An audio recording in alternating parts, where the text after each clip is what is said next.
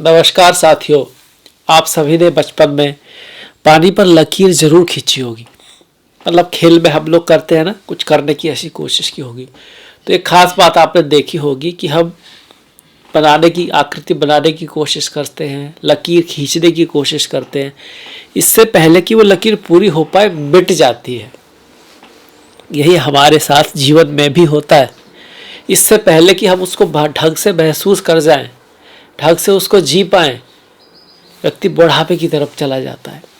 इसका अर्थ यही हुआ कि जीवन जो है बहुत छोटा है।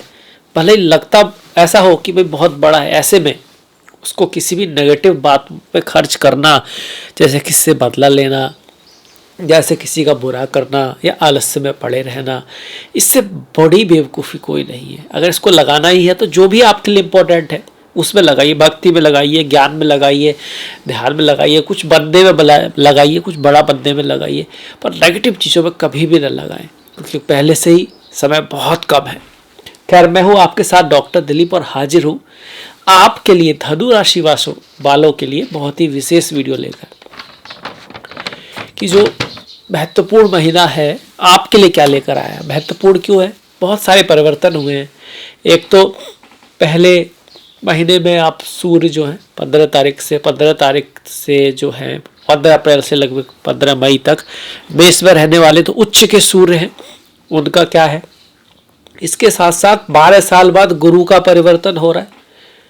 गुरु वृषभ राशि में आ रहे हैं और आपके लिए रजत मूर्ति बन के आ रहे हैं, चांदी जैसी मूर्ति कह सकते हो। ये एक तरह का विद्या है कि गुरु का जो गोचर है वो कितना शुभ है। इसको 4 भागों में बांटा गया, किसी के लिए सोने की तरह, किसी के लिए चांदी की तरह, किसी के लिए तांबर की तरह, किसी की तरह लोह की तरह। तो आपके लिए वो रजत मूर्ति बन के वृषभ राशि में आएगी तो उसका प्रभाव आपके ऊपर क्या रहेगा। इसके साथ साथ राहु मंगल का अंगारक योग बनने वाला है। गुरु और सूर्य साथ में रहेंगे, बहुत महत्वपूर्ण है। और महीने के अंत में शुक्र जो है अपनी राशि में चले जाएंगे। ये सब महत्वपूर्ण जो घटनाएं हैं वो आपके ऊपर क्या प्रभाव पड़ेगी, इसके ऊपर हम चर्चा करेंगे। मेरी कोशिश रहेगी कि ये बात आपको समझ में भी आए और पसंद भी आए, जो भी मैं बताने वाला हूँ। तो चलिए शुरुआत करते हैं। सबसे पहले पहला इवेंट जो घटेगा वो होगा 10 तारीख को।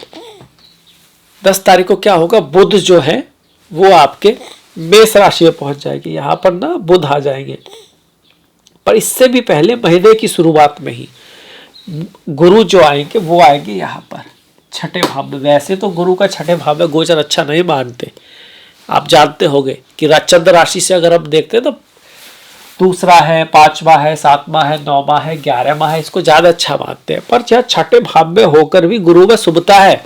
क्यों? क्योंकि रजत मूर्ति है। रजत मूर्ति अर्थात जिस दिन गुरु वृषभ राशि में आए उस दिन जो चंद्रमा है वो मकर राशि में है। ऐसे में अगर गुरु से मकर तक गिने 1 2 3 4 5 6 7 8 9 आता है, तो शास्त्रों में कहा गया अगर ऐसी जिस दिन गुरु चेंज हो रहे हैं उस दिन जो चंद्रमा है उस तक आपके गुरु से, गोचर के गुरु से मतलब हम गिने तो अगर 9 आता है तो इसको रजत मूर्ति कहते हैं। 2 5 9, इसका मतलब उसमें शुभता है। और गुरु की 2 दृष्टियां बड़ी शुभ होती हैं, 5वीं और 9वीं। इसके ऊपर एक विशेष वीडियो है, इसमें आप जा सकते हैं, उसमें और भी डिटेल में है। पर ये कॉन्सेप्ट नहीं है, पर 5वीं और 9वीं का कॉन्सेप्ट है कि 5वीं जो दृष्टि है वो आपको ज्ञान देती है, पूर्व पुण्यों की वजह से कोई इवेंट देती है, कोई फल देती है, आपको आकस्मिक अचानक से वृद्धि मिलती है उस एरिया में। तो 1 2 3 4 5 मतलब कि करियर में जो उतार चढ़ाव आ रहे थे केतु की वजह से, करियर में जो अब तक आपकी जो नैया थी जो डोल रही थी इधर उधर, अब उसमें आपकी इंट्यूशन जो है आपको सही रास्ता दिखाएगी। आपके करियर में कुछ ना कुछ बढ़िया अच्छा जरूर होगा। ये लगभग पूरी साल इसका इफेक्ट रहने वाला है। और ये एग्जैक्टली कब होगा, तो जब इस गुरु की डिग्री आपके लग्न की डिग्री से मिल जाए, या फिर आपका यहाँ पर गुरु है या यहाँ पर है या यहाँ पर है और उसकी डिग्री यहाँ मिल जाए, उस महीने होगा। पर चूंकि वो मैं देख नहीं सकता तो मैं आपको सिर्फ यही बताऊंगा कि हाँ भाई 5वीं दृष्टि का ये असर है कि आपके करियर के लिए गुरु शुभता लेकर आएंगे। इसके साथ साथ उनकी जो 9वीं दृष्टि है, 7वीं यहाँ आई, 8वीं 9वीं आपके धन भाव पर आई, धन की वृद्धि होगी, धन के कुछ ना कुछ सोर्स बनेंगे। किस बात का ध्यान रखना है? रोग, ऋण, शत्रु, लड़ाई झगड़े में नहीं पड़ना है। कोई भी निर्णय अगर लेना है तो उससे सोचना है और स्वास्थ्य का भी ध्यान रखना है, क्योंकि स्थान हानि करे जीवा। गुरु जहां बैठते हैं ना वहां हल्का सा दिक्कत रहती है, भारी ग्रह हैं, तो यहाँ आपको ध्यान रखना है। रोग ऋण शत्रु के भाव में, ये गुरु का हो गया। जो बुध का इवेंट है जो 10 तारीख को होगा, ये क्या कह रहा है? ये कहता है कि भैया 10 तारीख के आसपास ना व्यापार में चेंज आ सकता है, करियर में चेंज आ सकता है, बदलाव आ सकता है कोई, क्योंकि 10वें भाव का स्वामी अपने से अष्टम गया। 1 2 3 4 5 6 7 8, 8वां मतलब ट्रांसफॉर्मेशन, बदलाव, परिवर्तन, कोई चेंज आ सकता है। ये जो बुध है आपको चेंज दिखा रहा है, पर ये राजयोग में गया है, केंद्र का स्वामी त्रिकोण में है तो राजयोग में, तो चेंज जहां तक हो सके आपके लिए पॉजिटिव हो, इसका चांसेस ज्यादा है। ये आपके जीवन में किसी प्रेमी प्रेमिका को ला सकता है, दोस्त फ्रेंड को ला सकता है। करियर के हिसाब से ये अच्छा ही है, ओवरऑल चेंज जरूर है पर अच्छे के लिए चेंज है। स्टूडेंट्स, विद्या, उसके लिए भी अच्छा है। तो ये कह रहा है कि भाई 10 तारीख के बाद का जो महीना है वो स्टूडेंट्स वगैरह है उनके लिए भी बढ़िया रहने वाला है। फिर जो बहुत बड़ी बात हो रही है वो हो रहा है आपका राहु मंगल का अंगारक योग। राहु मंगल का अंगारक योग मीन राशि में बन रहा है। इससे पहले विस्फोटक योग बना जिसने विस्फोट कराए, युद्ध हुआ दुनिया में। अब अंगारक योग बन रहा है तो आग लगेगी, युद्ध बढ़ सकते हैं। ये तो हो गया विश्व के लेवल पर, उतार चढ़ाव होंगे, सरकारें, बहुत कुछ चेंजेज आने वाले हैं, नया होने वाला है, तूफानी रहने वाला है ये साल पूरा ही। पर आपके लिए ये कह सकते हैं भैया देखो घर से दूरी जाने का योग है। माता के साथ रिश्तों को बना के रखें, बंधुओं के साथ, माताओं के साथ, दोस्तों से कुछ धोखा वगैरह भी मिल सकता है। इस तरह के योग है कि इसमें कोई पॉजिटिविटी भी है।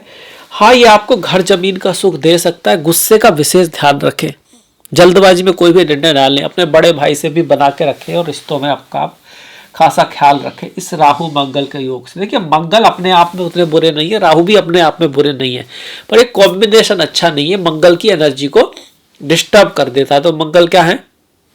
घर है आपका, तो घर में कलह करा देंगे। मंगल सडन होने वाली चीजें भी हैं, जैसे एक्सीडेंट वगैरह होता है, चोट लगना वगैरह होता है, तो राहु उसको बढ़ा देंगे। राहु का एक्सप्लोजन है, आपका किसी भी चीज को बढ़ा देता है। मंगल गुस्सा भी है, एनर्जी भी है, एनर्जी बहुत बढ़ जाएगी। ऐसे में आपको उसको सही रास्ते पर लगाना है, अदरवाइज वो क्या हो गया, उल्टी सीधी जगह निकलेगी और उससे आपको हानि हो सकती है। तो इस मामले में हमको अंगारक योग का ध्यान रखना है। पर एक योग और भी है, ये तो रहेगा ही अंगारक योग चौथे भाव में, पर पंचम भाव में क्या हो रहा है, सूर्य उच्च के हो रहे हैं आपके। सूर्य उच्च के रहेंगे 15 तारीख तक, और उच्च का सूर्य पंचम भाव में क्या दे सकता है व्यक्ति को? नाम दे सकता है, फेम दे सकता है, पिता से लाभ करा सकता है, गुरुओं से लाभ करा सकता है, हायर एजुकेशन के लिए अच्छा है। अपने माता पिता पूर्वजों से बना के रखें कि उनका आशीर्वाद आपके ऊपर हो। ये सूर्य तभी आपको रिजल्ट देगा क्योंकि ये नवम भाव का स्वामी है। नवम भाव मतलब पितरों का भाव, नवम भाव मतलब रेस्पेक्ट का भाव, आदर का भाव। किसी का पॉइंट ऑफ व्यू आपसे अलग है, इसका अर्थ ये नहीं कि आप उससे घृणा करें या आप उसके साथ हमेशा मतलब मन में कुछ रखें, क्योंकि पॉइंट ऑफ व्यू तो ऋषियों का भी अलग होता है, बड़े बड़े लोगों का अलग होता है, होना ही चाहिए। इससे ही एक सही रास्ते की तरफ रास्ता बनता है। पर हमको रेस्पेक्ट करनी है अपने बड़ों की। आपकी संतान कुछ बहुत बड़ा कर सकती है, एजुकेशन के लिए बहुत अच्छा है। आपकी मुलाकात किसी योग्य व्यक्ति से हो सकती है, क्योंकि पंचम भाव प्रेम का भी है। शिक्षा के लिए भी उच्च के जो सूर्य हैं आपके लिए बहुत बढ़िया है। भाग्य का स्वामी उच्च का हो रहा है, कब तक? 14 तारीख तक। तो 14 तारीख तक आपका भाग्य काफी स्पीड के साथ, काफी शक्तिशाली तरीके से आपको रिजल्ट दे सकता है। पर इसके लिए जरूरी क्या है कि आपकी कार्ड जन्म चार्ट में भी सूर्य अच्छे हो, अच्छी स्थिति में हो। उनका ऐसा ना हो कि अपोजिट कहीं शनि बैठे हैं या कोई ऐसे राहु केतु बैठे हैं या फिर आपका लगन लगने संकट में है, तो ऐसे में कुछ नहीं होगा। क्योंकि गोचर क्या है, एक डायनामिक एस्ट्रोलॉजी है और एक प्रारब्ध है जो आपने जीवन चक्र में आप लिखा के लाए हो, वो एक जन्म पत्री है, वो उसी से पता चलता है। ये सूर्य हो गया आपका, ये बहुत बड़ी घटना होगी। गुरु के बारे में हमने बात कर दी, अब शुक्र की बात कर लेते हैं कि भैया 19 के बाद ये जो शुक्र है ना, जो पंचम में बैठे हैं, ये प्रेम के लिए, एजुकेशन के लिए पूरे महीने को अच्छा कर रहे हैं। पर ये 19 के बाद यहाँ चले जाएंगे छठे भाव में, है ना, और सूर्य भी 14 तारीख के बाद। तो महीने के एंड में इस तरह की स्थिति बन जाएगी। तो ये कहते हैं कि भैया सूर्य गुरु आपस में मिलेंगे तो आपको फेम मिलेगा, नेम मिलेगा, भले ही छठे भाव में आ रहे हो। हाँ, बॉस के साथ बना के चलनी है, गुरुओं का आदर करना है। वही सूर्य और शुक्र का जो योग है कला के प्रति, जो कला के फील्ड में है, आर्ट के फील्ड में, डिजाइन के फील्ड में, क्रिएटिविटी के फील्ड में, फीमेल से जुड़ा हुआ कोई काम करते हैं उनके लिए अच्छा ही है। संघर्ष जरूर रहेगा धन के मामले में, क्योंकि ये धन के कारक है। शुक्र लिक्विड मनी के कारक है, गुरु जो है ओवरऑल प्रॉस्पेरिटी के कारक है, संतान के कारक है, शिक्षा के कारक है। तो इन चीजों में एफर्ट जरूर रहेगा, पर रिजल्ट आपके अच्छे आते रहेंगे। वही केतु जो चल ही रहे थे, पहले से ही चल रहे थे, कार्य में उतार चढ़ाव रख रहे थे, कार्य में दिखाई नहीं देता करना क्या है, तो आप उस रास्ते पर निकल पड़ोगे जो आपका जीवन का लक्ष्य है गुरु की वजह से। ये आपका हो गया। अब ये सारे ग्रह हमने देख लिए। शनि का हम हर बार देखते ही आ रहे हैं कि शनि आपके तृतीय भाव में शुभ है। आपके पराक्रम आप करोगे तो उससे आपका भाग्य चमकेगा। शनि की जो दृष्टि आपको थोड़ा सा बना के रखनी है अपने पहली संतान के साथ, उसकी लाइफ में कुछ उतार चढ़ाव रह सकते हैं, मित्रों से थोड़ा बना के रखें, पिता के साथ भी बना के रखें, और फौरन यात्रा खर्चे वगैरह बढ़ा के रखेंगे शनि, पर ओवरऑल आपकी प्रतिष्ठा को बढ़ाने वाले हैं। इसके साथ साथ 1 2 3 4 5 6 आपके कार्य के लिए भी अच्छे हैं। तो शनि का गोचर तृतीय भाव में शुभ ही माना गया, अपनी राशि में गोचर करके स्वर्ण नाम का योग भी बना रहे हैं। अब बढ़ जाते हैं मुहूर्त की तरफ कि इस महीने कुछ चीजों के जो मुहूर्त है वो कैसे निकल रहे हैं आपके। तो अगर हम मुहूर्त पे दृष्टि डालते हैं तो विवाह के लिए इस महीने कोई मुहूर्त नहीं है, कोई बड़ा कॉन्ट्रैक्ट करने के लिए मतलब कोई बहुत ज्यादा शुभ समय नहीं है। पर फिर भी व्हीकल से संबंधित कोई काम कराना है तो उसके लिए 1 3 5 6 10 12 13 19 20 23 24 29 और 30 तारीखें अच्छी हैं। इसी तरह जमीन से संबंधित कोई काम है तो 3 4 12 13 17 22 23 24 अच्छी तारीखें हैं। विद्या आरंभ के लिए भी कोई बहुत बढ़िया मुहूर्त तो नहीं है, पर फिर भी कई बार कोई चीज़ होती है भाई करना ही है, तो फिर उस स्थिति में 7 9 7 और 19 अच्छे हैं। इसी के साथ साथ 5 7 8 13 14 19 23 24 26 तारीखें भी शुभ हैं। कुछ करना ही हो तो इन तारीखों में आप कर सकते हैं, आपके लिए अच्छा रहेगा। इस महीने की 10 तारीख बहुत शुभ है, 7 तारीख और 19 भी तारीखें अच्छी हैं। 10 तारीख को क्या है, अक्षय तृतीया है जो कि बहुत महत्वपूर्ण होता है। 8 तारीख को बैसाख की अमावस्या है जो बुधवार के दिन पड़ेगी।